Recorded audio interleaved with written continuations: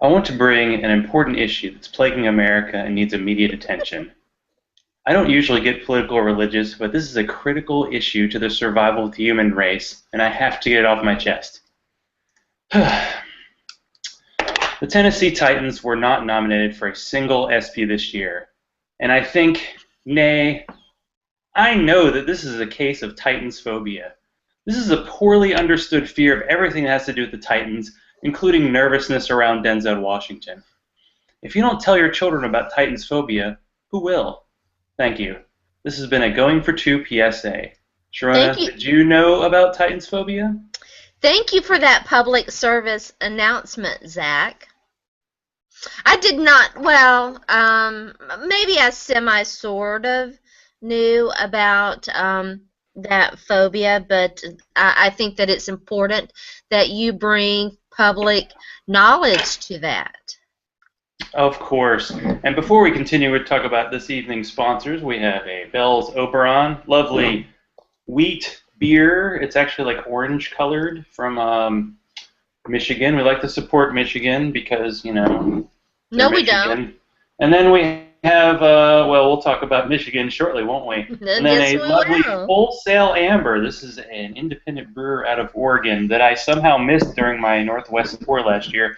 And I drank about 15 of their nut brown ales during last Sunday, 2 weeks ago, whatever the first U.S. soccer game was. I drank a lot of it. So there. Well, being the Southern Belle that I am drinking a Sweetwater. Zach, quit trying to steal my shine. A Sweetwater IPA. Wow. And on standby, I have a local beer, Yazoo Pale Ale, which totally rocks. So, there. I'm almost to the point. Although I was very excited because last weekend I went to the farmer's market and they actually had one of the beers that I drafted in the world famous Two Mugs beer draft, the Quasimodo, the Quad, from the Three Taverns Brewery in Decatur. Quad just means 4 times Show as me your awesome. That's what it quad. means. Oh, wait, never mind. Yeah, exactly. That's something that you injure in a soccer game. I don't know. Yeah, man. Who was it? There was a Titan who had a quad injury, and we argued about it, whether it was a hammy or a quad. I'll have to go back and look. I know that I wrote about that. This has been a few years ago, so. I wonder if it was Kenny Britt, because that One of those guys. to totally get It off might the have actually subject. been Kenny Britt. When the U.S. soccer guy injured his hamstring, it looked almost exactly when Kenny Britt injured his hamstring because Vince Young just overthrew him in that San Diego game in like 2000. Oh, yeah. Yeah. And I'd say we've reached a new low talking about soccer. But no, we're going to talk about the Titans' offensive line because, well, at least the GM thinks this is an important position in the NFL. So we have some interesting starters and, of course, the first-round draft pick. But according to PFF, the Titans were the 17th best offensive line in 2013. And considering the hype they had going into the year, maybe not quite as good as they expected. But as we know, there were some injuries involved. Your injuries. The top-rated guy was, of course, Michael Ruse, who I think is going into his 10th year, actually. This will be his 10th year. And the worst-rated, not surprisingly, was Robert Turner, Rob Turner. who I think was he cut halfway through the year, or did he actually stay on the team? He ended up on injured reserve. That's right. Got an injured, not playing very well reserve. So we'll take the offensive line from left to right. I recall I before we even get there, I recall talking about what a bad decision the Titans were making, moving on from the former starter at that position, Fernando Velasco.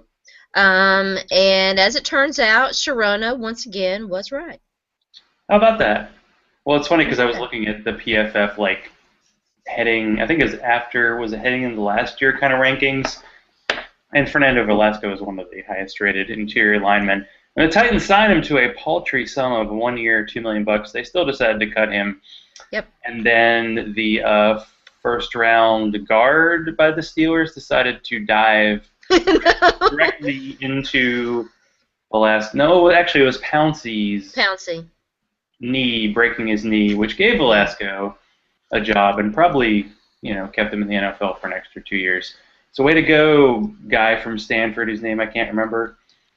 Anyway, Yeah, yeah, I can't remember either. The Titans passed on a guard 2 years ago, but that changed last year. But Michael Ruse is the man, the pride of The Eastern main Washington. man. Possibly the only person ever drafted at Eastern Washington, although I'm not sure. This is not true. That is not true. They have this crazy red field, if you think the Boise blue field That is is now annoying. named after Michael Ruse.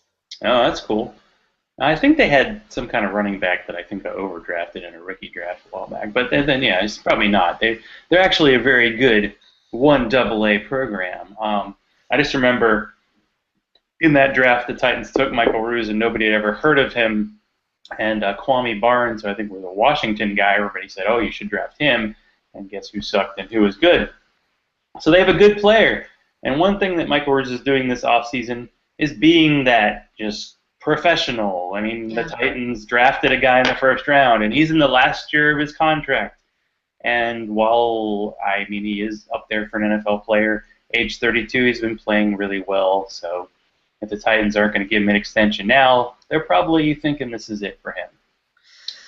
Well, I think they're thinking that this is it for him with them. I think that he could probably play a couple of more years easily, if not 3 more years at a very. Of course, a lot depends on what happens this year, right? That is true. Yeah, I was just looking at Roto World on Ruse, and in February they said Titans could look to extend Ruse, and then in May Titans could cut Ruse. After the draft, and this happens a lot in the NFL because I think people play Madden a lot, just the assumption that, well, they drafted a tackle who can be left tackle, so they could just trade Michael Ruse to the Panthers for a draft pick. They are not going to get rid of Michael Ruse. It's very rare that a team can actually trade a player for a good draft pick. It's either you trade like a quarterback for a second round pick, or you trade for a seventh round. I should preface this by saying if the Titans are smart, they will not get rid of Michael Ruse.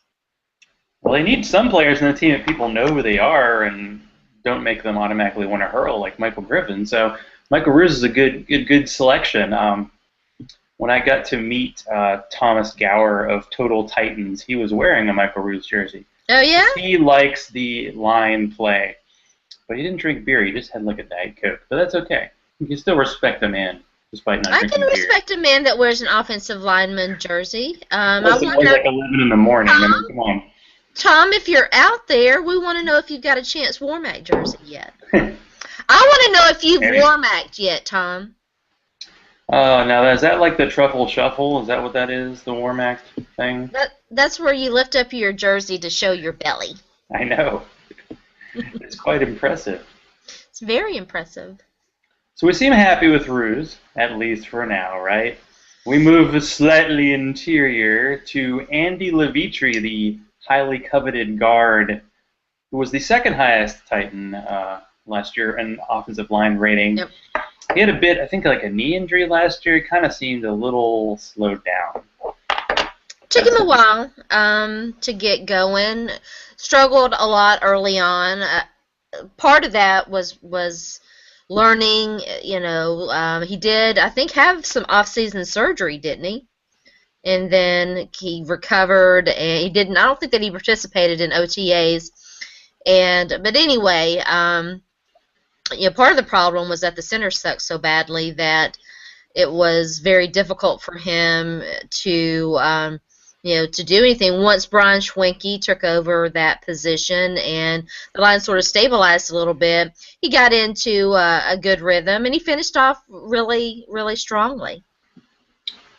Yeah, it shows the difference in the valuation of positions that Michael Ruse is ending a 6-year, $43 million contract, and last year Levitri got a 6-year, $46 million contract. So he would be very fortunate to play out that deal because we've seen a lot of guys sign 5-year, $25 million deals and get cut the next year. I don't think the Titans will get out of this deal for at least a year or two. And he seems like the kind of veteran leader they need. He should get better. Seems like he's better at pass protection than run blocking.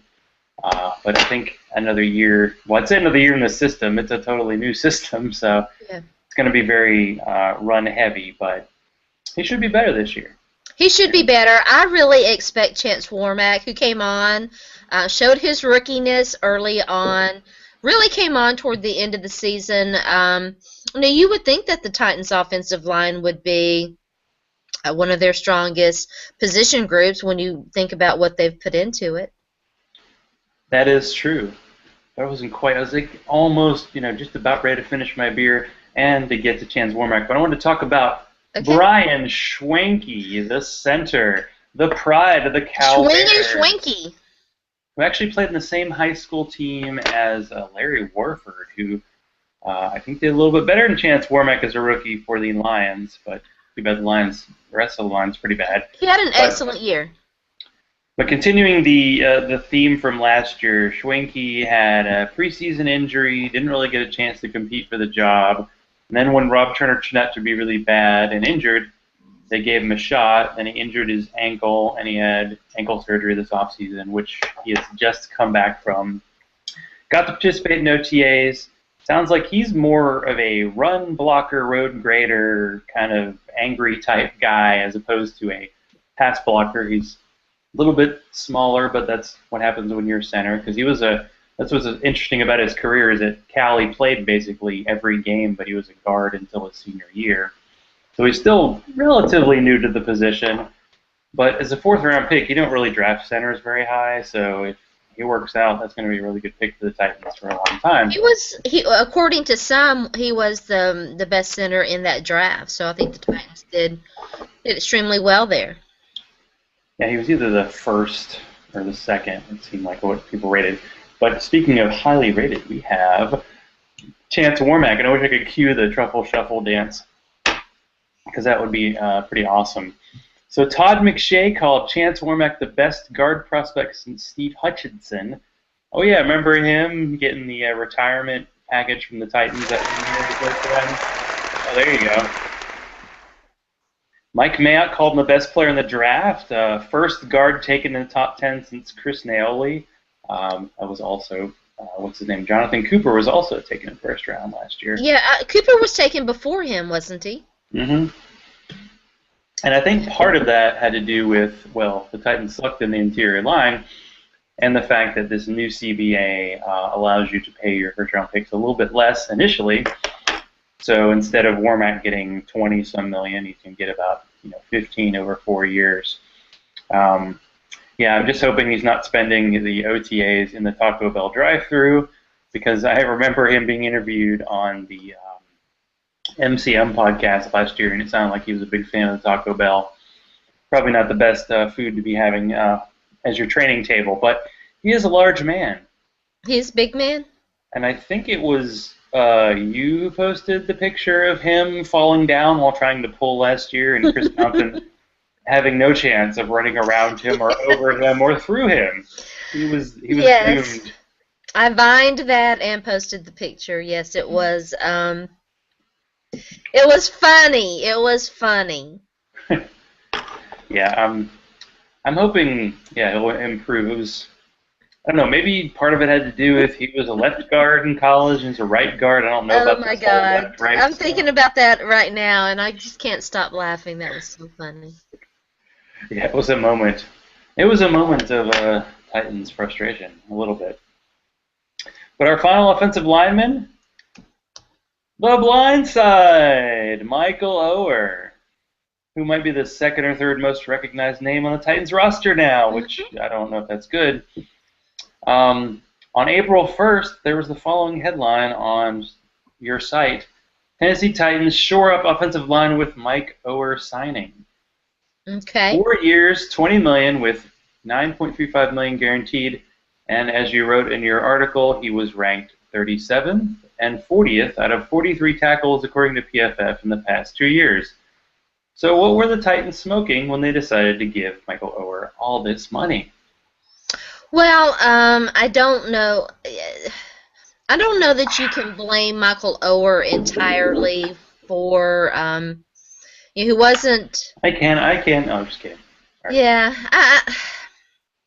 I think that they were thinking this is a position that we have to address. We don't know how the draft is going to go, and we know that David Stewart is likely done, and we're not going to bring him back anyway. And so, I mean, was he the best tackle on the market? I mean, he probably was the best option for them. And they were able to get him. I mean, let's face it, that contract, it's basically a 1 or 2 year deal. They can move on. They can definitely move on after that second year. And I don't remember the details. I'm not looking at the article.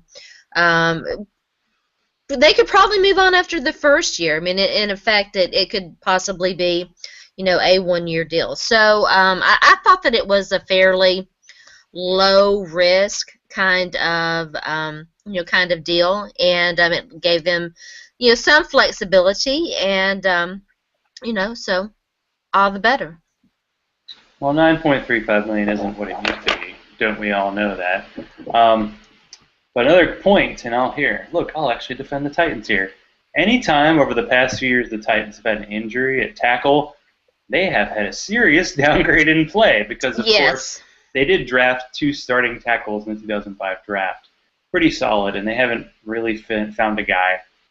I wouldn't exactly call the third tackle like the nickel cornerback spot in the offensive line, but it is an important spot because if you have an injury, you're in trouble. So I think probably there's a little bit of panic to it, but it's rare that top-notch guy is available in free agency.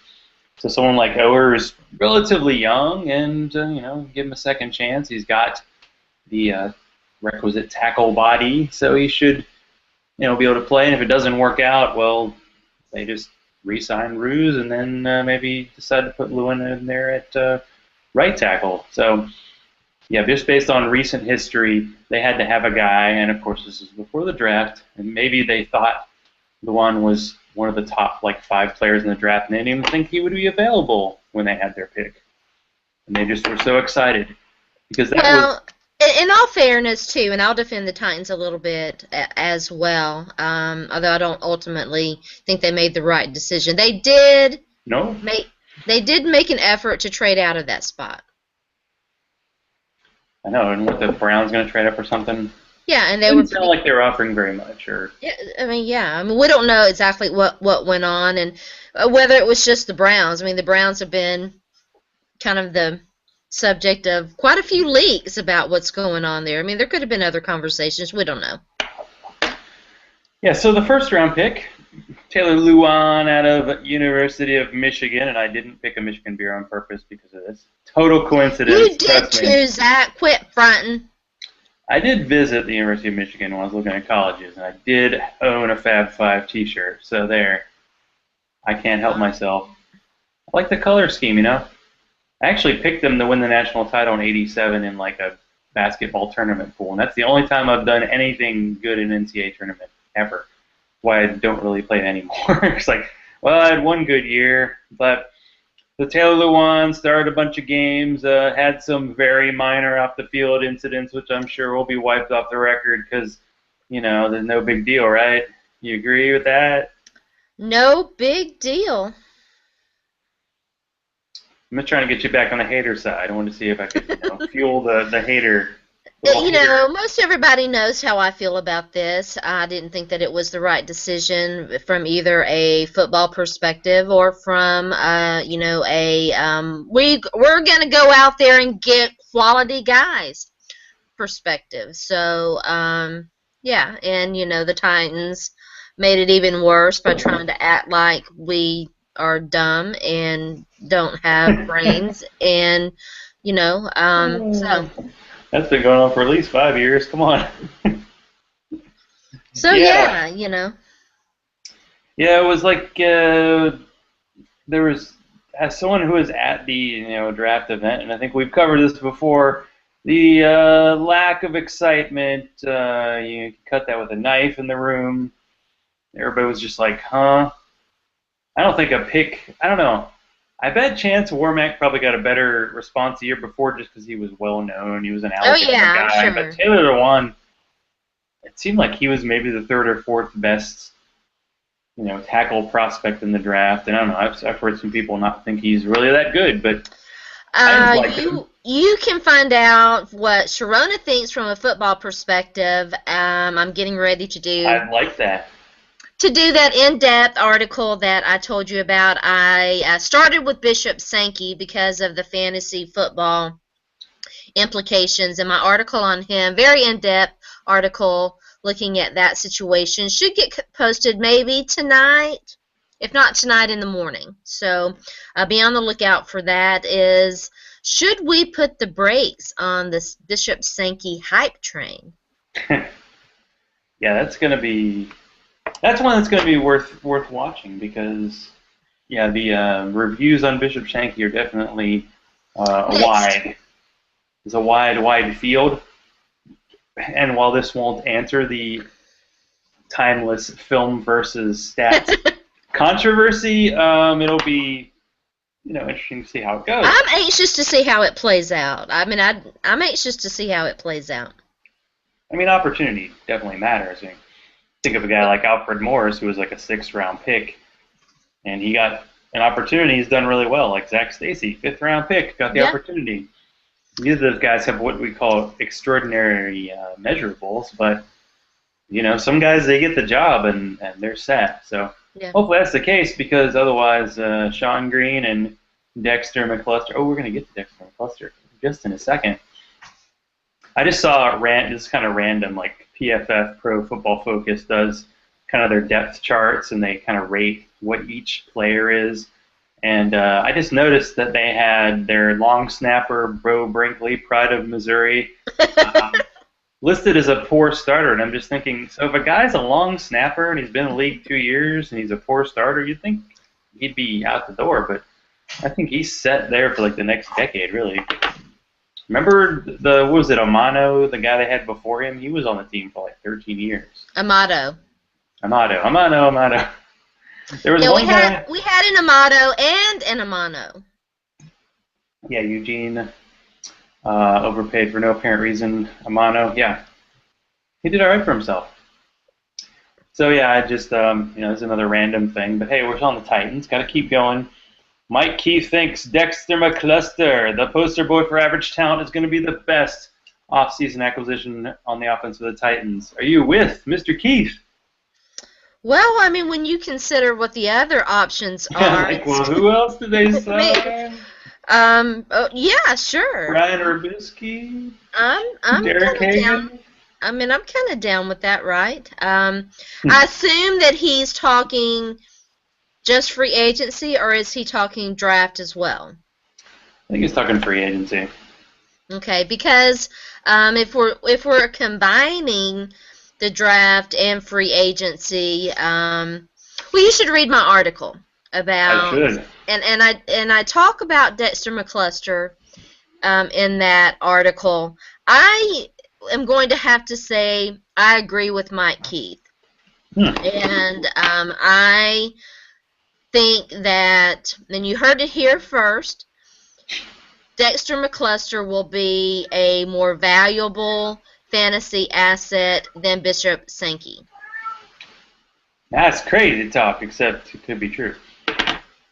McCluster, it's sort of like Sankey. He's going to get an opportunity. They definitely want him to be the Danny Woodhead guy, and he's going to be a punt returner. He's going to be a wide receiver. He's going to be running back. He's going to be getting water for T-Rack. So he's going to be putting makeup on for the cheerleaders. He's going to do everything. He's going to do everything. And Paul Kahursky had a nice article about McCluster, about him tearing up the Vols. I think I mention that every week because it's fun. 324 total yards by Dexter McCluster against the Tennessee Vols. That's okay. They're coming back. Peyton Manning believes in Butch Jones. First of all, look, Paul Kahursky is a known SEC hater.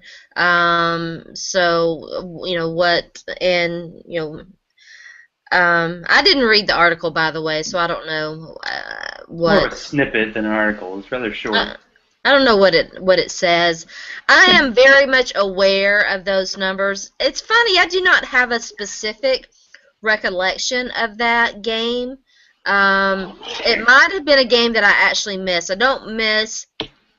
Look, UT Yes. football has been hard to watch the past few years. There's absolutely. I see your kitty cat. My doggie's running around here somewhere. She's gonna get in on the action. She had a haircut. She's looking fly. Goodbye. Hi, kitty cat. Look, I think Dexter McCluster. We're gonna. Hello, come here. Come here. Oh, Joey, you're not gonna like this part. We're gonna have to disagree on his talent level. I think that he is talented, and I think that he got caught in a situation in Kansas City. You know, he was in the coach's doghouse for reasons that we never really quite learned. They went through a variety of quarterbacks, 2 or 3 coaches. Sometimes a fresh start is, well, there she goes. Sometimes a fresh start is what a guy needs, and he's definitely going to help them in terms of their. Are you even listening to me, Zach? Oh yeah, I just had to get the fur off me. Sorry. He's going to help them in terms of their field position because the return position, until Leon Washington, he's in my article too, until Leon Washington was signed, it was pretty much a hot mess.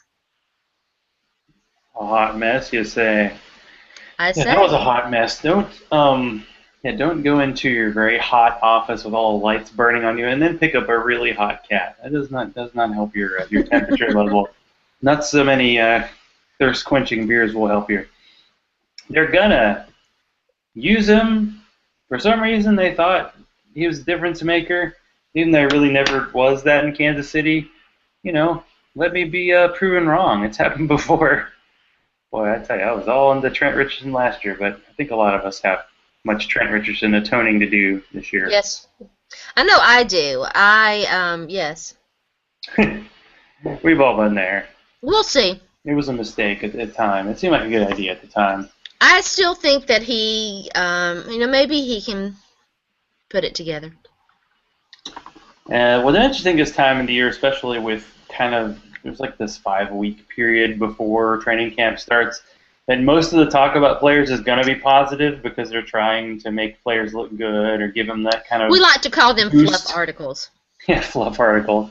Yeah, it's either. And it's league wide. I mean, I'm not just talking about anything negative tends to be like motivational or based on injuries. Like, man, we've heard a ton about Sean Marino and his knee the last week. I know, right? He's gone tumbling down. He's been a great value in drafts for 2 years in fantasy, and I don't know what he's going to be this year. Probably not so good.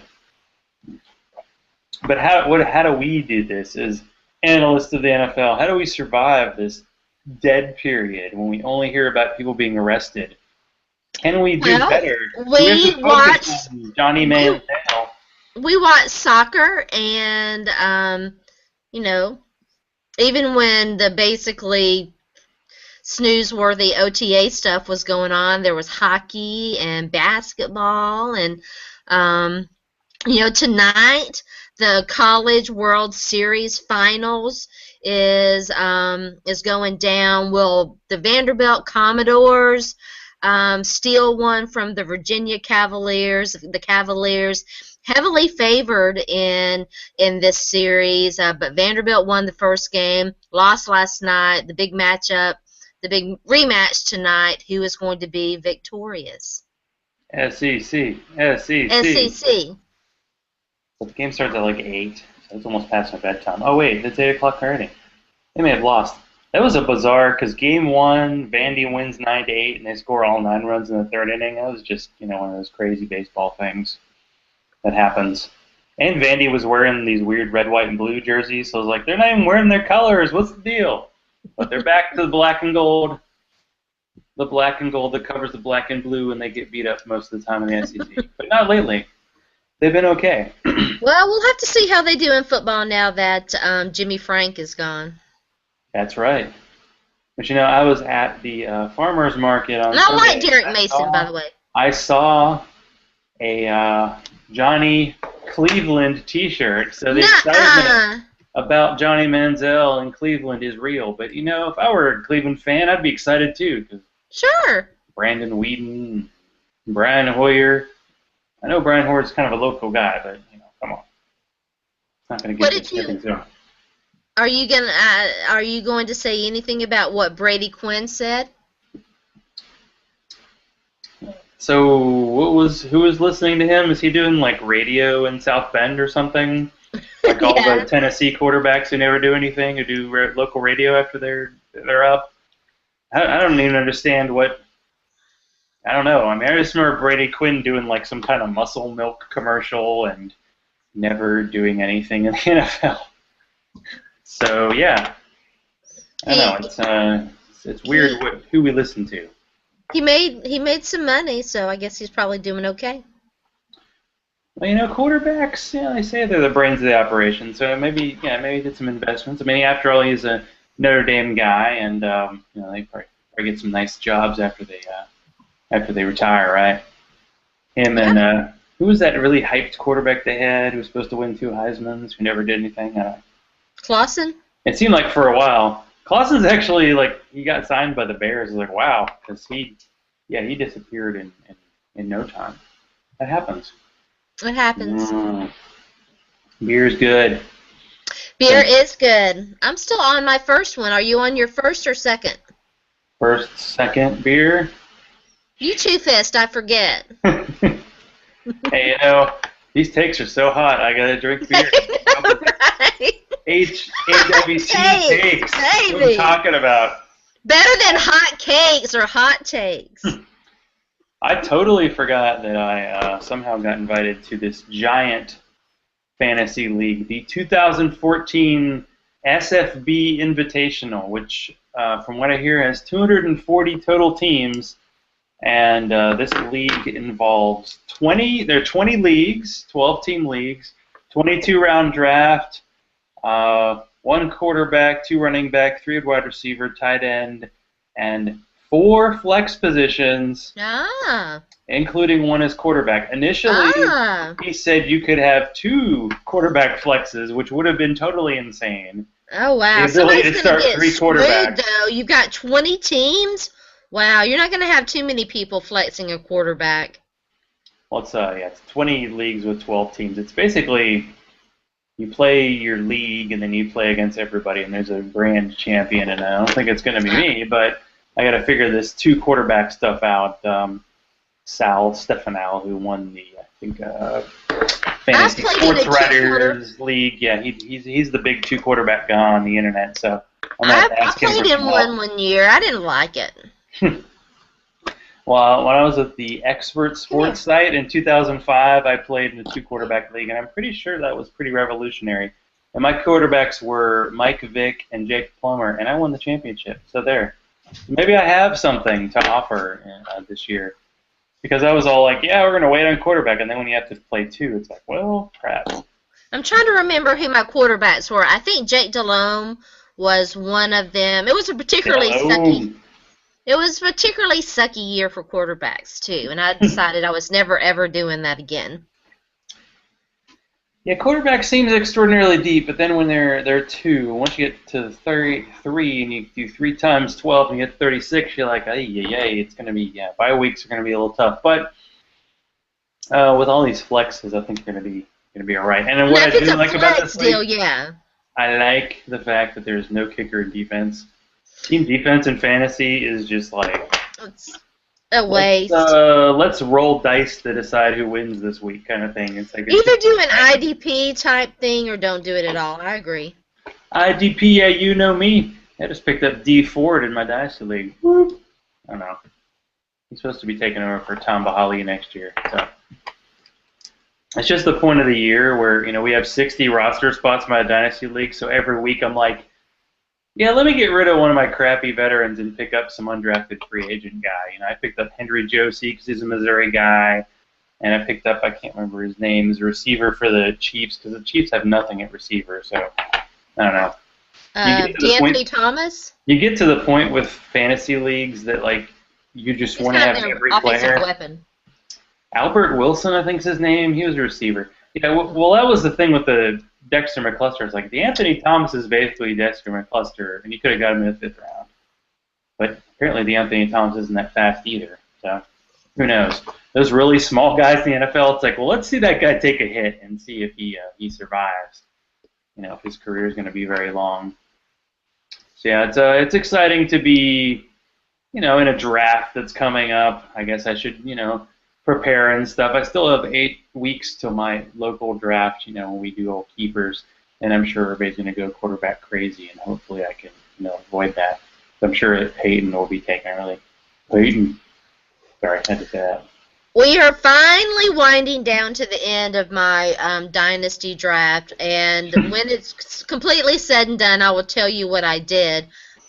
I'm very happy with my team, but I sort of messed up a little bit. Well, this is that 16. Are you in 2 or just 1 right now? Right now, just 1. No, because I thought I got confused. There were the 2. So it's a 16-team dynasty draft. It is 16. Which is, that's a lot of teams. Large. Yeah.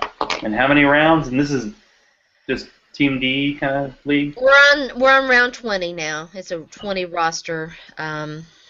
Wow. So you're really, really reaching. So who did you get to pair off with Tom Brady? Let's see. I have Tom Brady, Jake Locker, and my last flyer pick, my very last draft pick, I drafted one Jimmy Garoppolo. Oh my! I can't wait to see who replaces him as quarterback for the future in 2018 or whatever. Yeah, well, hey, you got to draft somebody, and I mean, it was him or some old guy who's probably not going to see very many snaps. So, some old guy. Let's see. The pick before that. Let me see. I took Vance McDonald. Well, I think with the pick before that, flyer on him. Yeah, some people would think good things about him. There were like 2 Rice tight ends in the draft last year. What's up with that? Luke Wilson with 2 L's for the Seattle Seahawks, and Vance. Oh, We're expecting big things out of Vance McDonald, apparently, allegedly, now that Vernon Davis is holding out in San Francisco.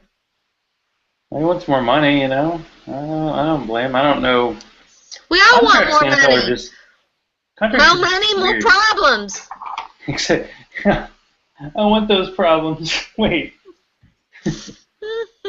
Wouldn't that be good? I don't know. So how do you, emotionally, since we are both in the same spot, how do you feel about having Jake Locker in the Dynasty League? Oh boy.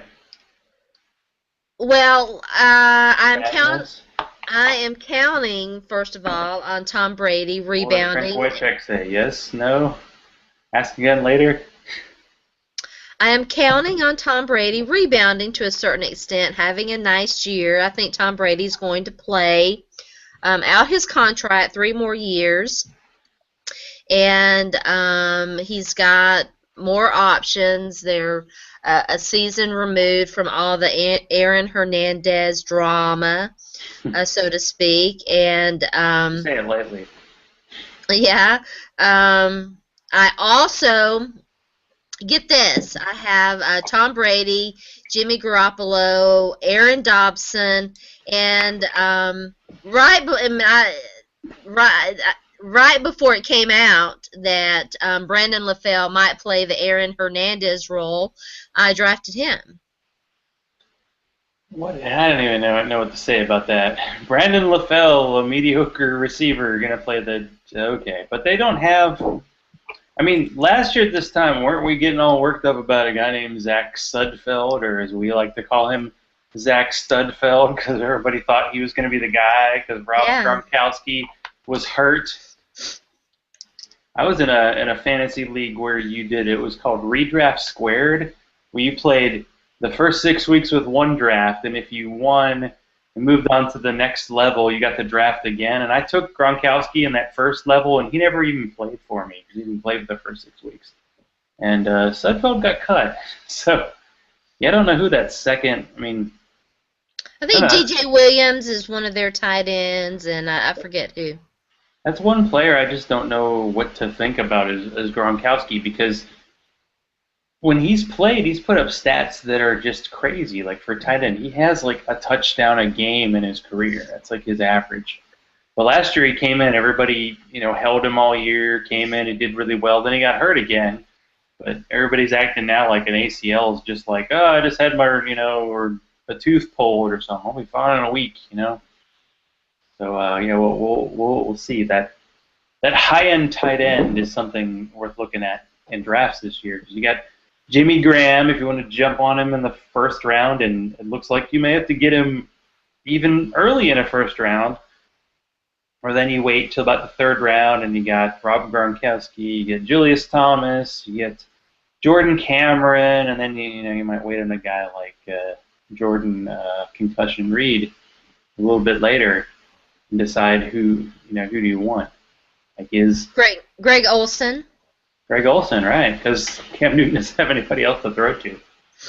Yeah, my tight ends are Delaney, as you know, and Excellent tight ends. The best option when I decided to take another tight end was, and I'm not terribly happy about this, but I took Antonio Gates and Old Man River. Yeah, and Vance McDonald. That's tough in a dynasty league, especially in a startup, to go, well, let me get a guy who may be elite for like a year or two, but, old players have feelings too, right? Right, well, hey. I think I've done an article about that a couple of times, about the layers of fantasy. Is it dog? Well, he's going to be on the field, so you at least know that. Yeah, I mean, he had some insane split last year, like 49 catches in the first half and like 28 in the second. And everybody's going absolutely ballistic crazy about Ladarius Green. Like they're assuming, because I fell for the Ladarius Green, like he had that one really good game, and then I started him in daily fantasy the next week, and he had like 0 points. So yeah, is it dog 2 time or dog 1? Come here. This is the special pet edition of Going for 2, where we show 2 pets because we do everything Did you see that? in numbers. Did you see that I do leak? Going for 2 in beer, but you do Going for 2 in YouTube. Yeah. So the dog got the day of beauty. She's got. Hi. Oh yeah, you have good instincts there, puppy. You smell like a cat. I have never seen an animal react to the video feed. Wow. Dang. That is my dog. So is that what you do? Like, is it before or after a date? Like, bring the dog in and see if she approves as well. She gets to vet at times. At times. She is she's fickle. They pay a little attention to her. She's all like, I like this guy. Throw the ball with her. She's like, Mom, this is a keeper. Oh, is that how it goes? Doesn't take much. She can't be trusted. Bring a couple, beef jerky. He's like, all right. Yeah. This guy's okay. Scratch her, rub and scratch her belly. She's like, oh, we got to keep him. So tell me about this film grinding you have going on. What's going on with this? I need to know. I watched a lot of film on Bishop Sankey, and so that's what I've been doing. The next, I'll obviously be looking at a lot of, and I've already seen some, but I'll be looking at a lot more film of Taylor Lewan as I work on him. He's going to be next because logically speaking, you should probably start with the first guy, but because of the Bishop Sankey buzz and all the fantasy, stuff, I wanted to get that one out. I don't really expect Taylor Lewan to see the field this next year. Maybe a little bit, but yeah, probably not. So yeah. Yeah, it seems they signed him to be the left tackle like next year. So yeah, he'll play in a pinch, as they say. But who knows? Maybe there'll be some Sankey jerseys coming in. Do we even know what number he's wearing? Did he already pick one? I do. I think I did know that, but I don't know off the top of my head. I wish they went 28 so everybody could repurpose their Chris Johnson's jerseys like they did with their Vince Young jerseys. Yeah, but no, that's the quarterback took that, right? Yeah, well, I can't remember what Charlie Whitehurst took because of his alleged, arm wrestling with Brett Kern.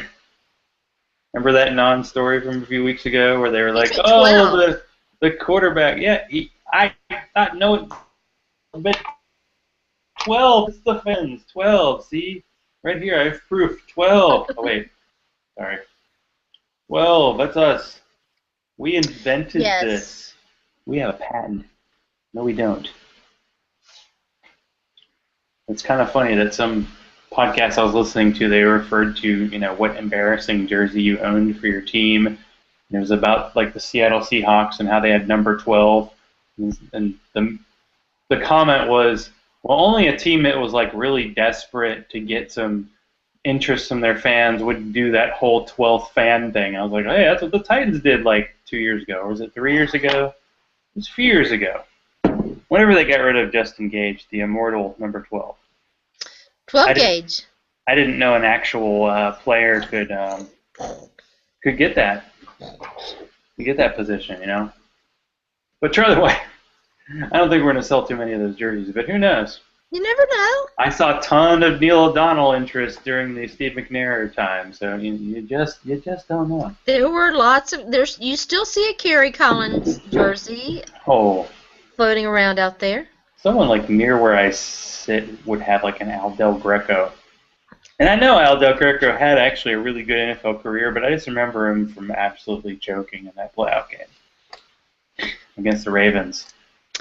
I remember the first time I can ever recall booing a player. The first time, but it felt good. Well, since then. We've had a little bit to boo about these days, haven't we? I booed Albert Hainsworth when he stomped on Jerode's head. What a boy, I booed the hell out of him when he did. What a day that was. Because we didn't really know what happened when it actually happened, but then like when the replay and like players had to actually pull him off the field, and after that, Washington still gave him $28 million guaranteed. Oh gosh, woo boy. And I have a feeling he's probably run through that money, maybe, possibly. Hard to say. He's apparently started a burger joint. Whoa, anyway. I think he's got something on the Strip up in Knoxville, I'm pretty sure. And he may actually have something in Washington. Wow. Because he was at the team for, what, like a year? I mean, he didn't even last that long in Washington. I just remember there was a year... I think a couple of years where he was cut by Washington and Patriots signed him like, oh, Belichick, he signed that cheap veteran and he didn't do anything. And he was with the Buccaneers, and I just remember that was like one of Chris Johnson's few good games that year where he just tore up the Buccaneers on, I think it was like kind of a rainy game. Because it was, I think the year he had like 4 touchdowns and they were in 2 games. Because Chris Johnson, he was really good against the Bills. Maybe that's why he signed with the Jets, because he plays them twice. And the Bucs he crushed. But I don't know, people were actually talking about Chris Johnson versus Chris Ivey, like who's going to start for the Jets. That's a pretty good sign that he's kind of fallen off a little bit.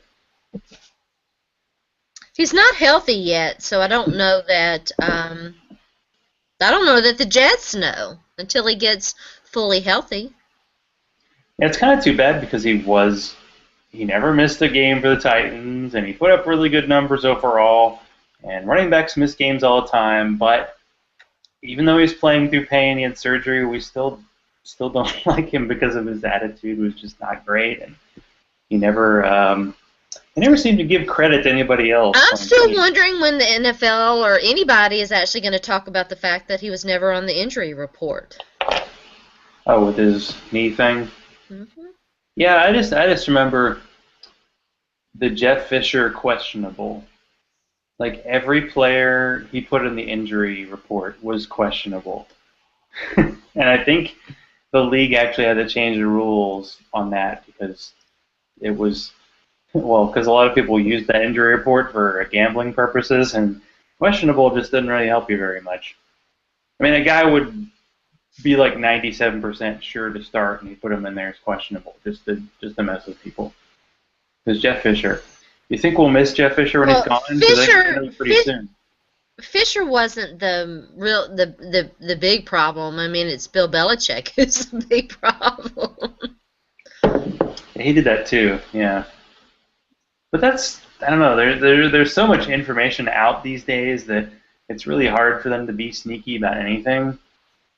Well, guys are tweeting about stuff. I mean, it's kind of hard to control information when guys are so active on social media. I mean, we usually know about injuries on Sunday. I mean, I do remember I was playing a guy and he was new in our league, and one of his guys was declared out, and I had to like email him and tell him that the guy was out because I wanted him to actually play a guy who was going to play. I don't think we do that very much in fantasy, to be honest. Like, oh, good, he's starting a guy who's not playing. That's awesome. But we have way more information than we used to have. I don't know. I sometimes wonder, how much info is too much because we have all these sites to view. I mean, if you want to join, you could be a member of, Football Guys or Dynasty League Football or 4for4, all these fantasy sites. And can you possibly read all of this information? It's really difficult. It's a lot. I mean, I got a membership to the site RotoViz, headed by the immortal Fantasy Douche, which it's always fun to tell the wife, hey, I got an interview with Fantasy Douche. It was a big deal at the time. He's got 20,000 followers. He's pretty big time, But all those sites are those super technical, lots of stats. Those are the guys who love Bishop Sankey because he put up great, measurables in Washington. So yeah, we'll see how those pan out against reality, right? Yeah, it's going to be some different opinions on what kind of blocking system would be best for him. We really haven't heard very much from the Titans about what kind of what they're going to do with their offensive line. They're sort of set up for a zone blocking system, but they ran some hybrid stuff. They definitely ran some sweeps last year, and they pulled both Chance Warmack and Andy Levitre at times. So I'm not a lot of information on what the Titans are actually going to do in terms of their offensive line. So that's something to keep a watch out for. I like pulled with Chance Warmack. Anytime you hear pulled with Chance Warmack, you're probably thinking pork after that. Well, yeah, sure. I bet he likes pulled pork. Yeah, I'd say he's a fan. I'd say that's true. After this Dynasty League, do you have anything else lined up? Any more drafts coming up? Or you like burned out? I have decided that I'm going to limit myself to 2, maybe 3 leagues this year, and this is the only league that I have officially joined so far. I'm assuming that we're going to do, in fact, you reminded me, I'm going to send an email out tonight about our NFL female league and see if we're going to do that. That was fun last year. Can I join or wear a wig? No? Yeah. It is just for NFL females. Sorry, Zach. But I was on the podcast once. But you and me and Ricky are going to do a fantasy league, aren't we? Have a fantasy draft at who do you know Dave and Buster's? Who's going to be there? I bet we could get Josh Gunnels to join. I don't know about anybody else from MCM. I don't know how open they'd be to this sort of thing. But the official going for two league, I feel like everybody Yeah. has a league, right? Well, Should they come up with some kind of crazy rules, or should it be like an auction just for fun? Because I've never we'll actually done an tweet that auction. out. I think that it should be a suicide league. Suicide league. What's that? Is that like where you Um, pick the winners every week, and if you lose, you're out, kind of thing? no, it's a little, well, the one that I'm familiar with, and I'd have to go back and look. Um, it's based off points, but if you lose, you're out, and it goes down Well, like that's stink that. because I'd probably be out in week one. I mean, come on. Well, hey, Can't kick me out. No. we'll explore this. I was in my first auction league last year. I did okay in that league. I was in 2 MCM leagues last year, but since I'm not riding there right now, I haven't been contacted to do one. You're not. They're lost. No. Well, I just had too much going on. I offered to do an occasional guest post, and it wasn't met with resounding enthusiasm. So I just figure, they definitely need someone who's got, because I am covering the Titans for Pro Player Insiders and with the radio show and all the other stuff that I've got going on. It's hard, and my responsibilities at NGN may very well be changing. I may be doing some different things for them. So yeah, and also I cover the Titans for NFL Female. So it's hard to do everything. You just grind and film and make it into coffee. Look at you, Grinding, just crushing it. grinding, grinding, I don't grinding. know what else to say. So how's the Friday show going? Oh, it's good. This week I have Scott Karasik, who writes for Bleacher Report on the Right, for the Atlanta Falcons. I gotta see if the he's a local Falcons. guy because it's weird being in Atlanta and then because I was thinking either do a draft in Nashville with your crew or do like an Atlanta draft and find some people here to That's supplement. cool. It's going to be fun. He's obviously very knowledgeable and writes for Draft Falcons and not just Bleacher Report, but for some other, different things. And it should be good. It's always a good time with Scott. Maybe they'll have a good offensive line this year because boy did they stink last year. Well, They fell apart in a hurry. Yeah. I mean, some teams just cannot survive. I'm kind of interested to see what happens with their running back situation. I saw, I don't know that I would term it a fluff article, but it was an optimistic article about Jaquiz Rogers and That's a first. what his role is going to be. And so, they've got options there, and so, we'll see. Yeah, I've heard so much about Devonta Freeman that it Yeah. seemed like, oh, he's a guy you should draft in a redraft because he'll be a guy. And then it's like, well, Steven Jackson, he might still come around. He might still be a year or two. And I was like, oh. And then they've got that other guy, Kaysen, whatever, Antone Kaysen. I don't know. That name sounds like a cornerback, but I don't know. No, he's a running back. I'm pretty sure. He also plays special teams and is. Oh, they had a guy, Anton Smith. I just remember his name because he was like the #1 recruit when he was recruited by Florida State, and then he just barely has made the NFL, but he's been in the NFL for a few years. So, hey, there you go. He's there. If you make the league, that's good stuff. Hey, And yeah. I'm excited because Paul Warlow is on my IDP team, so yay. Well, there you go. It helped me when Missouri's own Sean Weatherspoon tore his Achilles, because I'm like, oh, my other guy has a chance. Man, It's that's sad a when you think that way. heartbreaker. I just feel so badly for him. I'm going to take What, these. We're almost 2 done. years in a row he was hurt? Yeah. MIZ. It's just so weird because Witherspoon and William Moore were on Missouri's defense, and the defense was absolutely horrible. But those two guys were really fast, and they ended up on the Falcons. Yeah. Relatively high draft picks. But we're getting to the end of our hour. What The end. happened? Gosh, I think I'd say we've probably covered about half of what you're doing now. But how's the daily show going? And It's good. what else is coming up in the near future besides film crushing by you?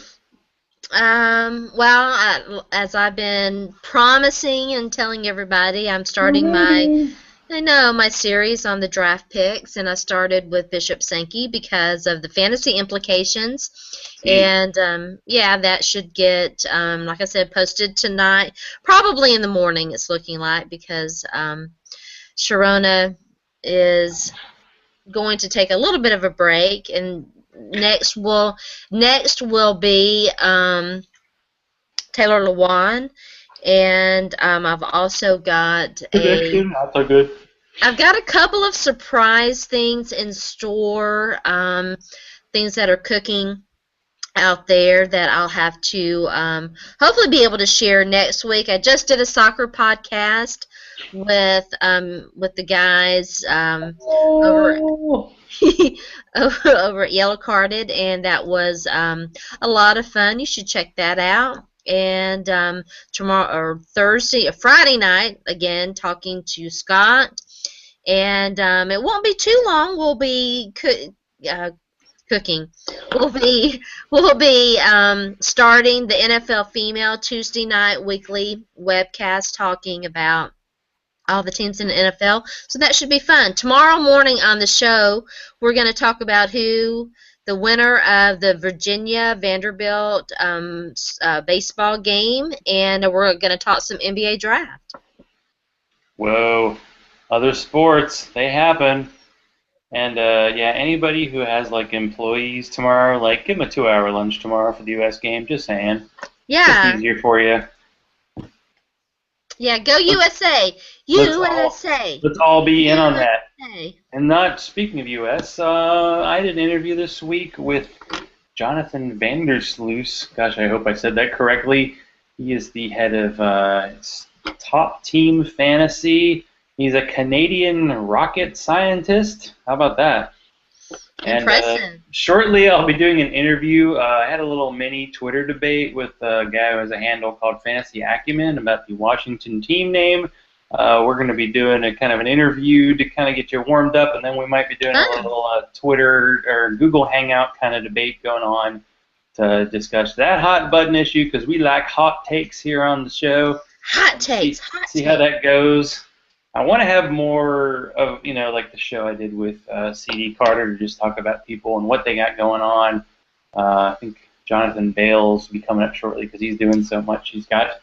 He seems to do an ebook every 5 minutes, and he's doing that Roto Academy website as well. You can take an advanced degree in fantasy football because you know what's happening. Fantasy football, we're 2 months or so away from doing drafts.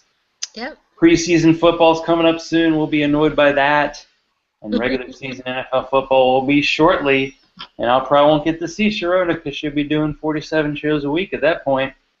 So let's enjoy our time while we have it. Let's do, Zach. So thanks, Sharona, for showing up. It's been a lot of fun. And you can follow her on Sports by Sharona on the Twitter.